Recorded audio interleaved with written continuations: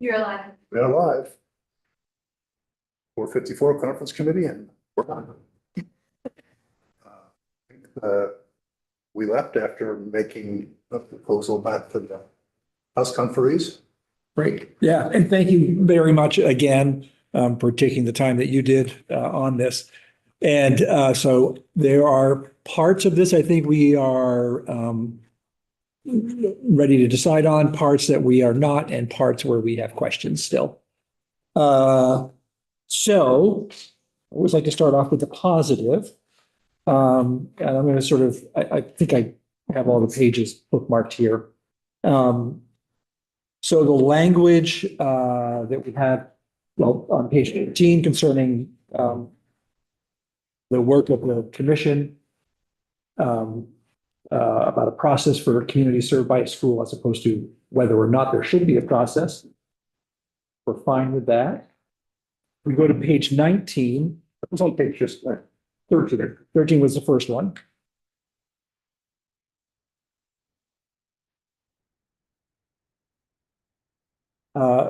Page 19, I think your goal here was to mostly add the terms supervisory unions and supervisory districts. Wondered if you would be okay if we put back in the language in the correct version in number 1 with the to the extent practical, have average daily membership of not fewer than approximately 4,000. I think your language is fine. Okay, great. We'll clear that with Village Council. We didn't actually talk about that, but I think it says for us. You did what we were trying to do. Page 28, removing kindergarten from the class size minimums. We're okay with that. I think that in light of the fact that kindergarten still in Vermont isn't even required, much less required for a full day, is a point I always need to be reminded of. Page 36, which is the prohibition on school closure and transition to paying tuition. I think I want to be clear here. Your change to our proposal, which was accepting your language, is to simply delay the implementation of that until the new foundation formula kicks in. Can I ask why? Well, we just think that in the context of these SUs or SDs, whatever, that there could be some jostling within these areas that they either want to, move to all operation or close and move to tuition or operation, whatever this might be. Right now, every district has the, current law is any district can do whatever it wants as far as operation of tuition. This would simply just preserve that until the new districts are formed. And then once the new districts are formed, we don't really see any reason for that to continue, because they'd be in any smaller town or smaller district would be in a much larger district, and they wouldn't even be able to vote themselves in or out anyhow, whatever they might want to do. Yeah. Thank you. And this will be one we'll sort of set aside for a moment, but I do want to explain a little bit of our reasoning behind it. Was really to say that as one of the big overall goals here is to achieve scale, that before we move to new districts, we don't want to continue sort of the leaving of the public school system when a school closes. And it's not that I'm not trying to debate the point. I don't think we ever explained to you why we had that in there. So currently about half of the kids in Vermont that tuition to a public school, have tuition to an independent. And I mean, I think if we do have towns out there that need to restrict the number of grades that they're serving in any given school, that's helping us achieve scale on a statewide basis. If they have grades that aren't operating efficiently, they know they need to get those kids to a different school that has scale, then that would be for the best. Like them to have them go to a public school to achieve scale. Go ahead. Yeah, agreed. It's just sort of another clarifying question on this. Not a suggestion, totally a clarifying question. My understanding was that this was intended to be really somewhat sort of for the time before everything was implemented, this like somewhat transitional time. And so I guess I don't understand how it would work later under new districts. You talk about public school closure and then tuition? Yeah, Well, I don't think it would. Once the Oh, okay. districts are formed, Okay. there's no reason for it any longer because you're part of a much bigger district that would, you know, I don't, So so why don't you just strike it? well, if, Not that I'm suggesting you should. well, I mean, I guess, you know, if I went through the, if we struck that section entirely, then I mean, every district, I guess, would have the statutory, they could close. I mean, if you left it on the books, it would be there. I can't imagine that anybody would be able to use it after. Okay. So, That's a fair question. yeah, Think about that one. yeah. I mean, that's to say, if it just went into effect at that moment, then. Yeah, I don't, after consolidation, I can't imagine a scenario where a district could use it. Okay. And Emily's right, it was intended to sort of cover the interim period. All right, page 52 of 149, that's the 25% question. I don't think we're ready to talk about that yet, but a question that I keep coming back to is the governor had proposed just a straight 51%. We had proposed a straight 51%. What is the purpose behind saying 25% of its Vermont resident student enrollment? Well, As opposed to just saying it's enrollment. well, you do get different results when you were talking about one school, Scott. That is, Oh, the Stevens School? Yeah.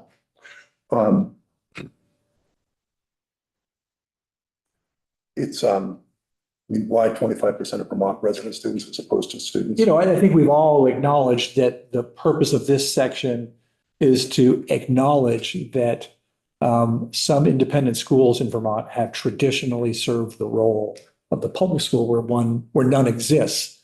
And we sort of are playing about with percentages to sort of say what would define that. And I totally, you know, I agree. And the 51% I thought was a good way to sort of say clearly this is a school that is needed and necessary to perform the function of a public school. But when we get down to 25% of just the Vermont residents, students who go there, I'm just curious as to why that. It is different. This takes us down under this language to something like to about 19 schools instead of 50 something. And so that's what, so we'll note that you I put a circle around it with them. I mean, either number is arbitrary, right? 25, 51, Yeah. 40, I mean. I totally agree, yes. Yeah, so, and to your point of, you know, in areas of the state where, you know, the intent of public tuition was for having a mosaic of public schools and independent schools in areas to make up for the gaps of each, you know, independent schools where there aren't public schools. And so, you know, so in addition, of course, to 25, just want to, you know, mention here again is that there's a second test, right? Oh, I understand that. And so we're trying to, you know, remove the independent school eligibility in these areas of the state where there are public schools to service those populations. But within the areas that do rely on this collection of schools to deliver education to all their kids, we think that 25% of the Vermont students is more appropriate within those limited areas of the state where it would still be allowed to occur. I guess I'm curious, and I would be curious to know, and maybe it's going to be for tomorrow, some examples where there is not an independent school where just a 20, let's say a straight 25% or 51%, whatever it happens to be, doesn't work. And then we would drop to a lower 25% of Vermont resident, where I'm having trouble imagining scenario where the independent school sort of is really the replacement for the public school when we're talking about 25% of its Vermont resident kids. Rather than 25% student at the school. Yeah. Well, and I think that, maybe think of it this way. In a lot of the areas of the state where independent schools take care of grades where there are no public schools, we don't necessarily rely on, nor do we want to rely on one large school to provide for all those students. We're better off with a mix of schools, either, variety by size or mission, or, so that our kids in areas of the state that are more sparse, more rural, that those, that mosaic of schools offers the same opportunities that maybe one really large school would be able to offer kids in a more dense setting. And so when we start picking out those schools, those students, they're probably not going to, for those grades, they're probably not going to go to a public school because there's not one that exists. They're going to go to probably the largest independent school. But it's the opportunity of having that mosaic that gives those kids the variety of opportunities that maybe the more densely populated area would. I think I struggle with about that logic is that the overall, one of many overall goals of the bill is reaching scale and moving towards scale for Vermont kids, both for opportunities and for cost. And that mosaic, as you described, rather than the choice of the, larger, more at-scale independent school.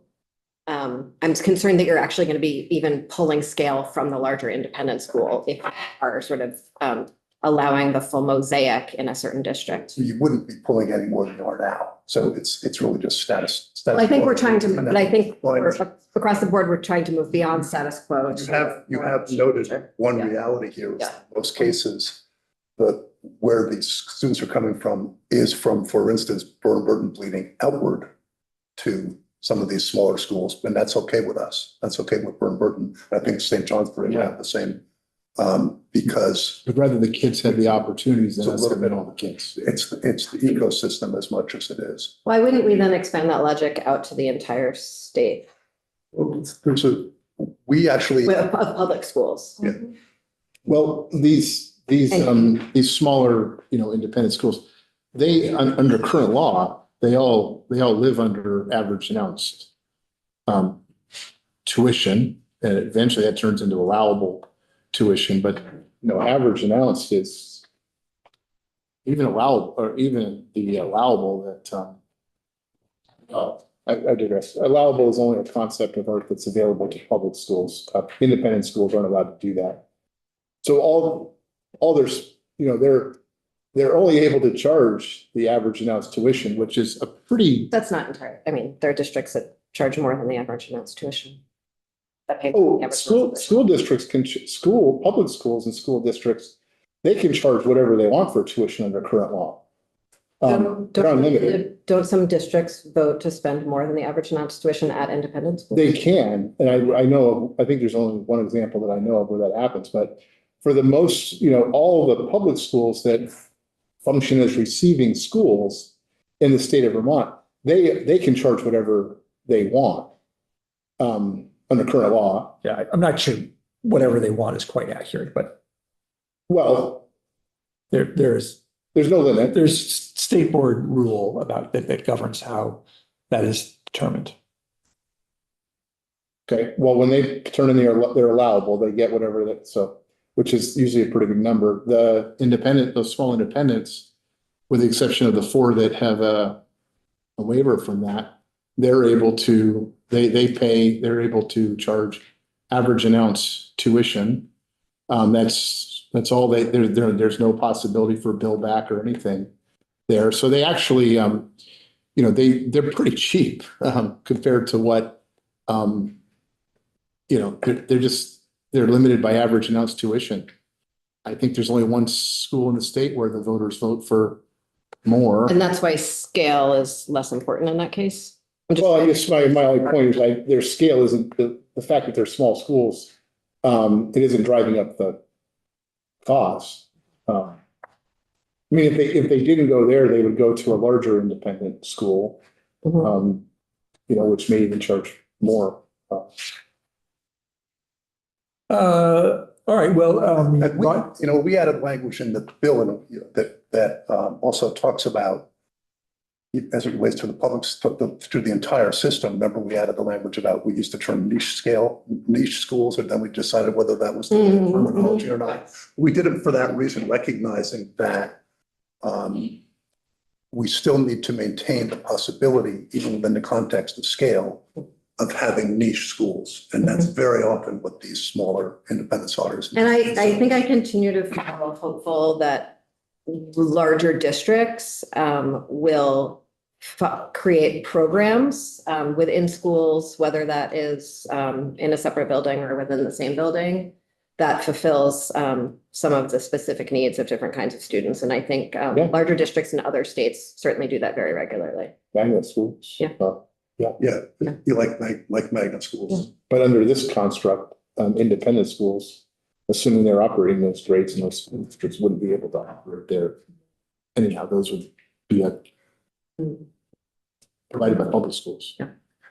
So, all right, so this brings us to page 58 and 149, deleting sections 27 and 28, which is the continuation of independent schools setting their tuition, as you put it.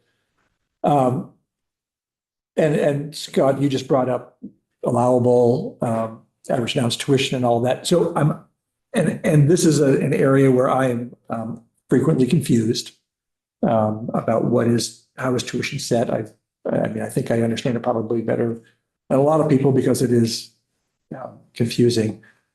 I guess I would need to know how this would work in a future state. So right now, you say we get to set our tuition, but you have just said, well, actually, we don't. We can't charge more than the average allowable For most schools, yeah. tuition. So what do you mean by for most schools? Well, every school has to charge, independent school has to charge the average announced tuition. Yeah. Unless voters vote to send more. Right.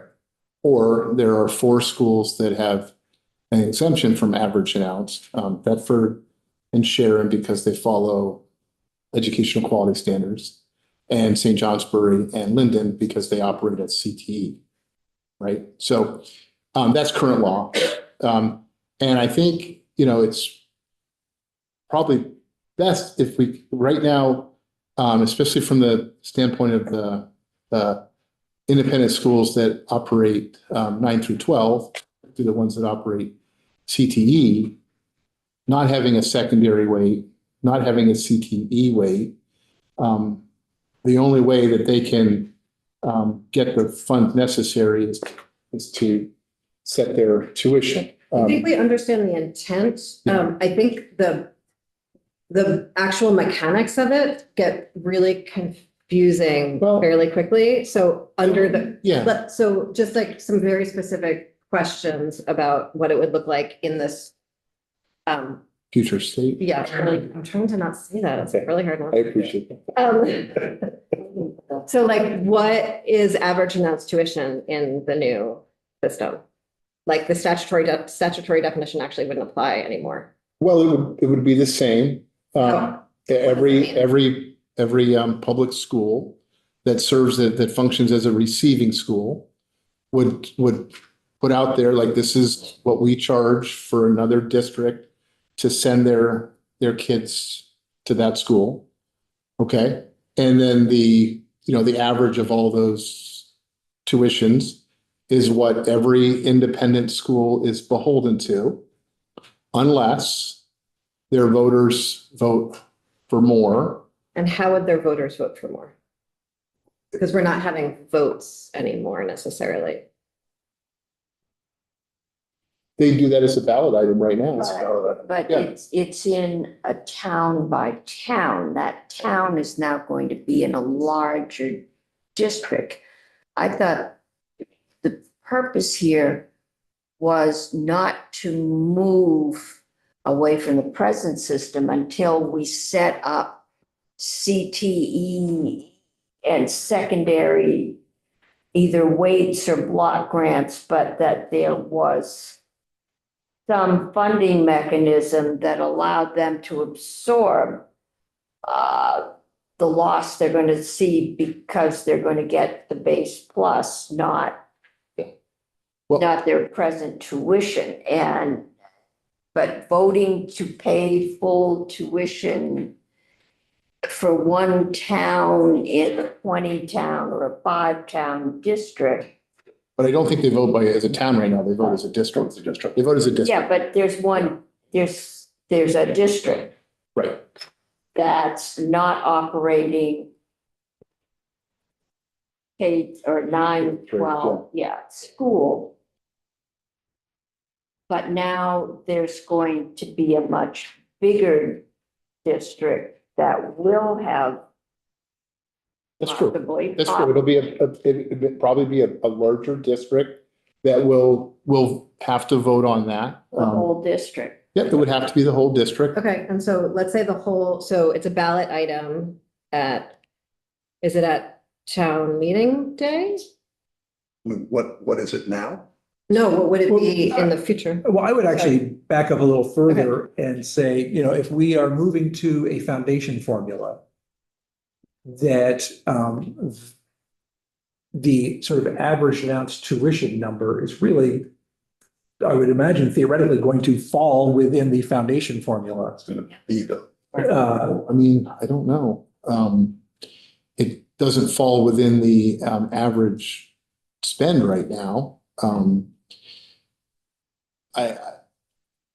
Districts determine that number. Each district determines what their own number that they're going to charge for kids to attend from outside the district to attend the public school. I would assume under this, they'd still have that same latitude. They may just look at their foundation number, or they may not, I don't know. But whatever the average is, all of those independent schools, unless the district votes to pay more, or they're following EQS or they have a CTE, they would still be beholden to that average announced number. Yeah, I'm just thinking that I'm pretty sure it's the average announced tuition of union high schools. Yeah. And of course, we don't even know what we're calling our high schools, if they're going to be called union high schools in the future anyway. And I would think that, the way they would look at what their costs are is it's no longer sort of, it's no longer variable. They get what they get because the money follows the student. So therefore, that would show their cost. You would imagine whatever they get, and then you divide it, you do the math.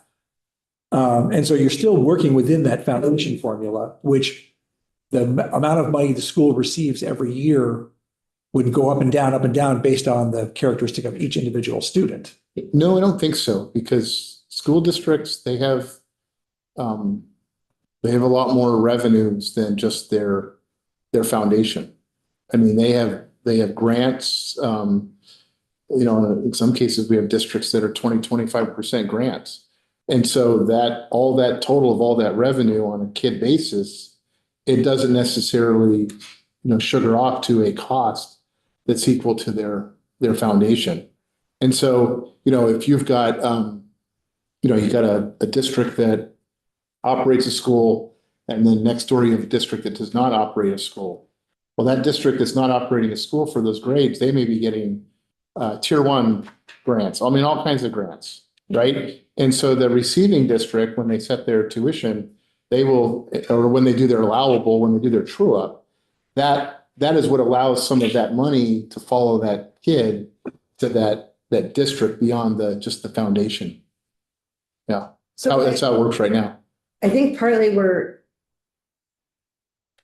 if we remove these sections, there would need to be a lot of other statutory changes to match up with the future law. And I think, and I'm not asking you to have those drafted, I'm more just like trying to ask questions to understand what you imagine those would be. So if a district was to vote to spend more, how would that vote work? And if they did vote to spend more, how would those taxes be set or covered or And what would, costs covered? and what would happen if the district voted no? Well, that's been an option forever, where I live, the tuition gets voted. And then what happens? It's never happened.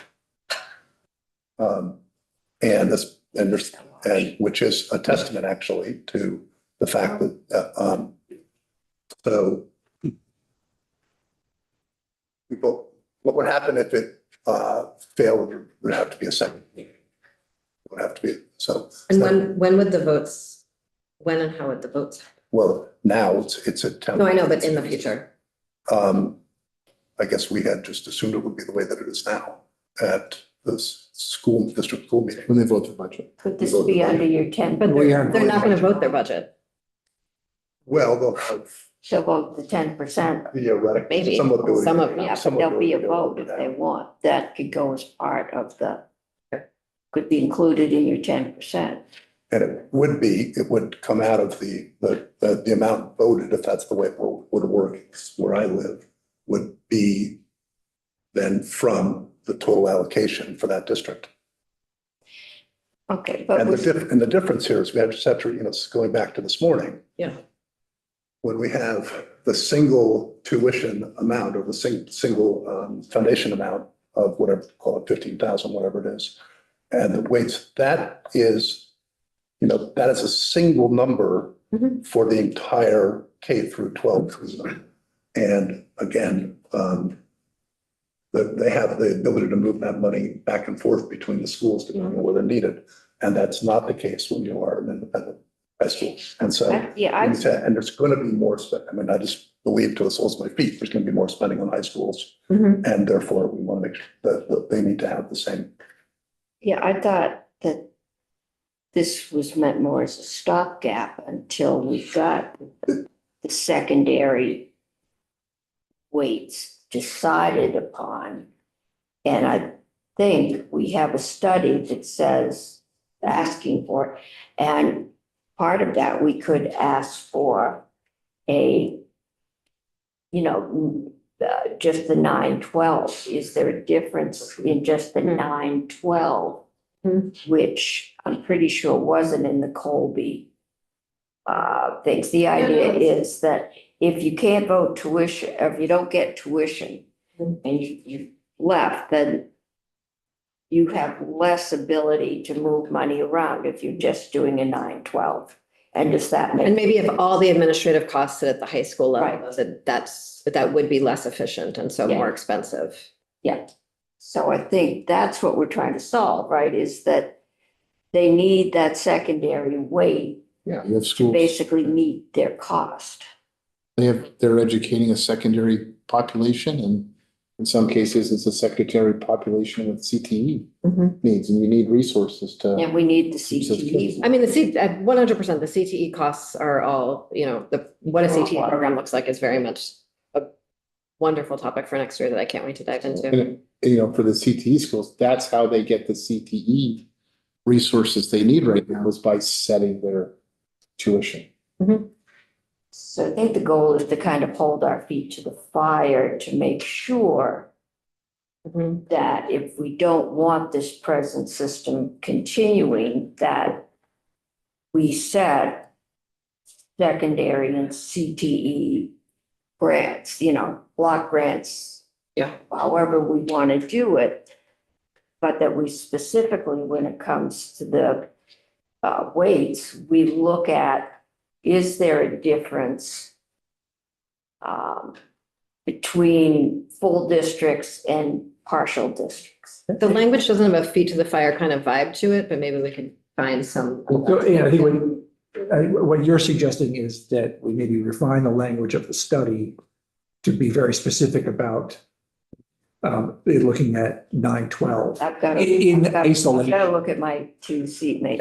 I think it's actually in there. I think it's in there, yeah. Yeah, it's in there. There's a, and so what we're saying is we want the status quo until it, we'll go through this, and then if it changes, because that's what makes sense at that time, then fine, we can reopen it, yeah. and, we can reopen it, can always reopen it. What if there's never any evidence that high school costs more?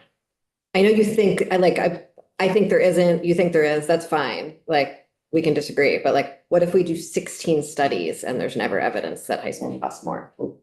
Pull out the allowable tuition report and I'll show you right there. Where Like a hypothetical mental exercise, we are all capable of changing our minds. What if there are 16 studies and there's no evidence? The independent schools voluntarily went to giving up tuition this time when it felt fair. If it feels fair, they'll probably do that again, and the legislature would be in charge anyway of that. So we can, and then it's really about maintaining a status quo until.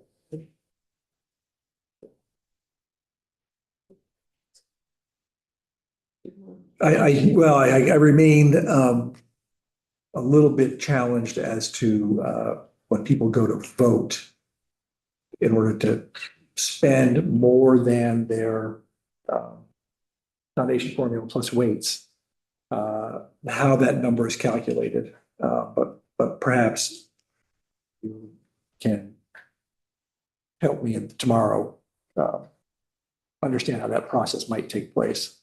I think the plan is it never will. It would take place in a way, the way it takes place now is there's a semi-negotiation with the district. And Yes. to arriving at what feels fair to everybody, and then Right. But we're talking about a supplemental district spending cap. We are talking about a larger district that might vote no. These are all things that need to be accounted for, and it's not necessarily a negotiation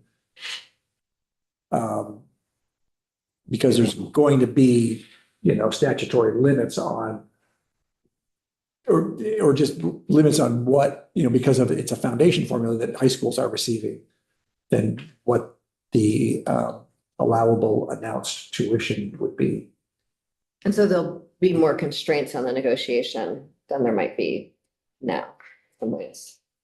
Well, yes, and then also if it's, again, if a high school is figuring out what its sort of like cost is, and they're only getting a foundation formula they have to work within.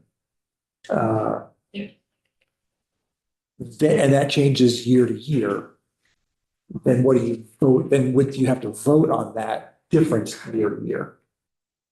Do districts, I'm sorry, I don't know the answer to this. Do districts vote every year to spend more? well, it's not more. Oh, you mean under the new well. No. I mean, under current law, Yes, if a district is voting to send more than average allowable, do they vote every year on that? yes. The annual vote. And it's March for the following year? It's March for the, yes, for the. It's built into their Yeah. school budget. Yeah. Built into the. Are we talking about moving to November election? Elections. School elections. Yeah. Well, I mean, what is the current proposal for supplemental district spending and when that vote would take place? I actually don't remember the answer to that question. They would have to take place at the same time. same time, yeah. Yeah. I think that's still March. So just to go back to it, it's been, all we're saying is it's been operating this way forever. And Yeah. it's always worked, and it's always been an equilibrium because these schools are part of a larger ecosystem and they know they're part of a larger ecosystem. And that would continue to be the case. I think But the it's difference is not going to be that, that's Yeah. not going to continue to be the case for the public schools that have been funding them and how the whole funding system works. so for the last 200 years, even before Act 60, towns voted their tax rates every year, right? And so the amount of spending has been a local decision for the last 200 years, and it won't be anymore. Yeah, but the same notion of being part of an ecosystem, being a part of a community will be the same. Yeah. Okay. Same, frankly, goodwill back and forth between them will be, but that's not going to change. Mhm. And those schools can't survive if they ignore that. They've never ignored it. It's Mhm. always been part of that. And it's just been been a slightly different context, yes. But it won't change those fundamental underpinnings that have made the system work for the last 200 years. Hmm. And now, if going forward, 3 years from now, after analysis is done into systems kicking in, it might make sense to change it. But then, not now, be our position. Yeah, it's, from a broader philosophical point of view, it's very challenging to say, okay, public schools, you have to work within these constraints, but independent schools don't need to. And not only do you not need to, the funding difference has to come out of the limited resources that we are now putting constraints on of the public school system. And not to beat the horse, I know you're not trying to either, but not to beat the horse, but the difference is from what you just said, the caveat to that from our perspective of those who have these in our districts for whom it's fundamental, their survival is fundamental to us, is that you have the public schools with the K through 12 have the ability to move the money up and down from the high school level and that does not exist. And so it's not quite apples, it's not.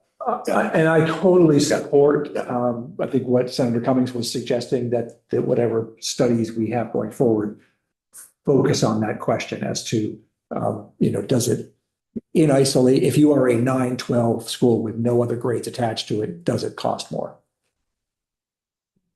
And so to just fully, I'm thinking about sort of if this language was to be struck, what other language would need to be drafted to go with it?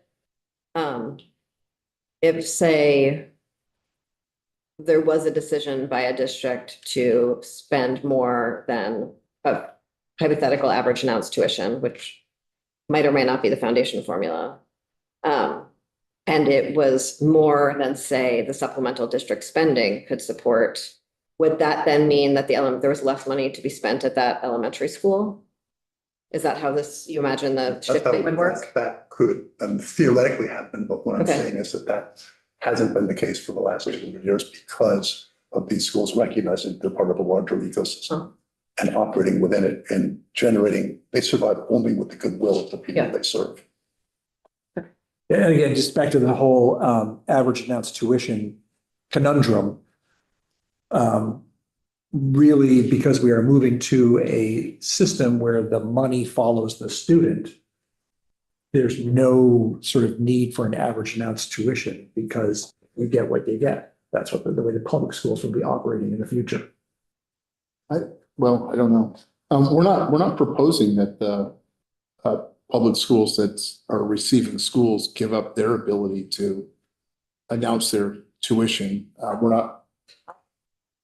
No, we've repealed in the sections we've deleted in there that repeals the, yeah. So I mean, any public school would still have the right to set its announced tuition.